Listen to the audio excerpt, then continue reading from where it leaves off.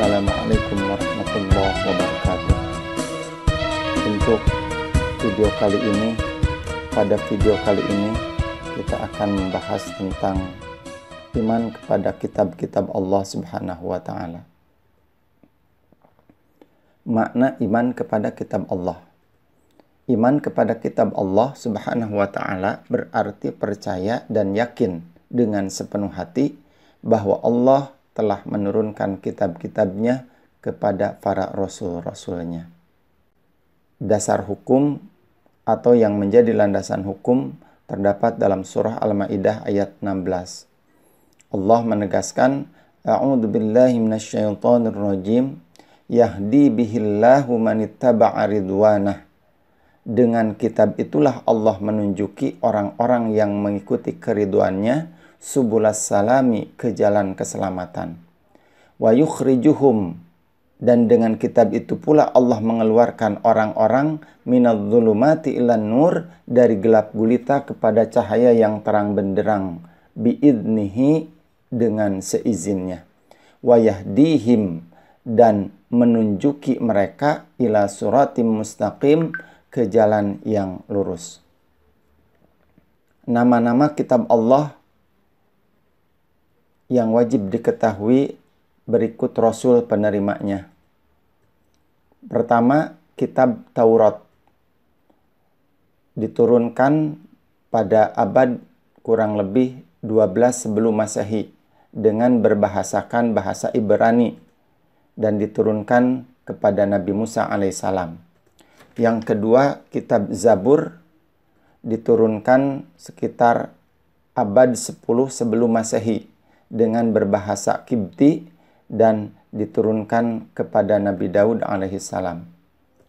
3. Kitab Injil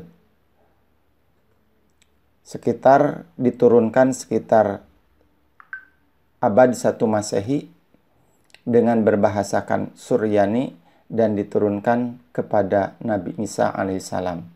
Dan yang keempat, kitab Al-Quran diturunkan sekitar abad 7 Masehi dengan berbahasa Arab dan diturunkan kepada Nabiullah Muhammad sallallahu alaihi wasallam. Pokok-pokok ajaran kitab-kitab Allah.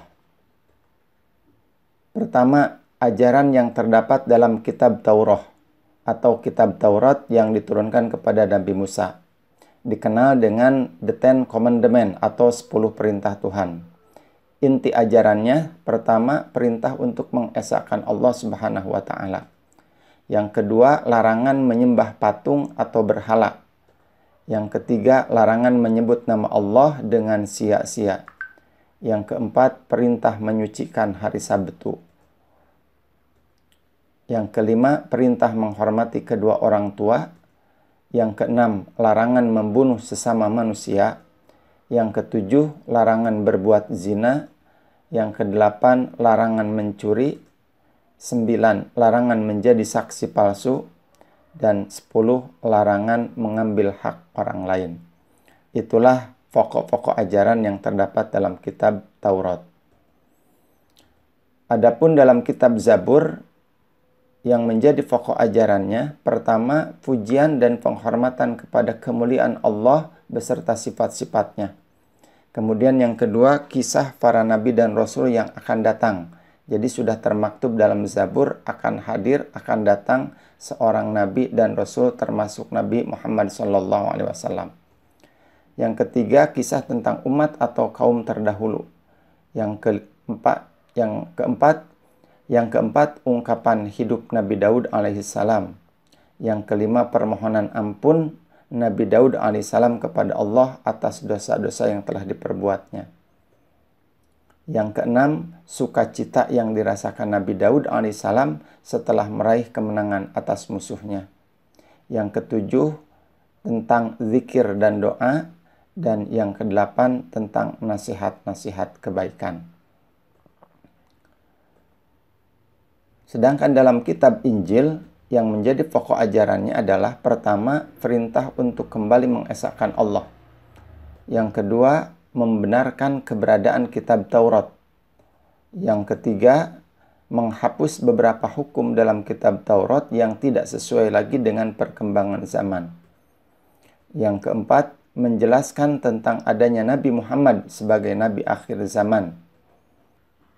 Dan adapun yang termasuk ajaran-ajaran pokok yang terdapat dalam kitab Al-Quran adalah pertama, menyangkut masalah akidah atau keyakinan.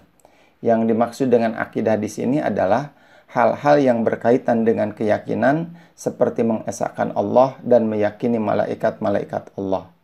Yang kedua berisi tentang akhlak atau etika. Maksudnya berkaitan dengan pembinaan akhlak mulia dan menghindari akhlak tercela. Yang ketiga berisi tentang ibadah. Artinya berkaitan dengan tata cara beribadah seperti sholat, zakat, dan ibadah yang lainnya. Yang keempat berisikan tentang muamalah, yaitu sesuatu yang berkaitan dengan tata cara berhubungan kepada sesama manusia, seperti berinteraksi dalam jual beli atau berinteraksi dalam kehidupan bertetangga atau sosial lainnya. Kemudian yang kelima tentang tarikh atau sejarah, yaitu menceritakan kisah-kisah orang-orang dan umat-umat terdahulu. Demikian untuk pembahasan singkat mengenai apa itu iman kepada kitab Allah dan kitab apa saja yang wajib diketahui oleh umat Islam berikut Nabi dan Rasul yang menerimanya, sekaligus ajaran-ajaran pokok yang terdapat di dalamnya. Insya Allah pada pertemuan berikutnya kita akan membahas spesifik dalam kitab Al-Quran. Terima kasih, semoga bermanfaat. Assalamualaikum warahmatullahi wabarakatuh.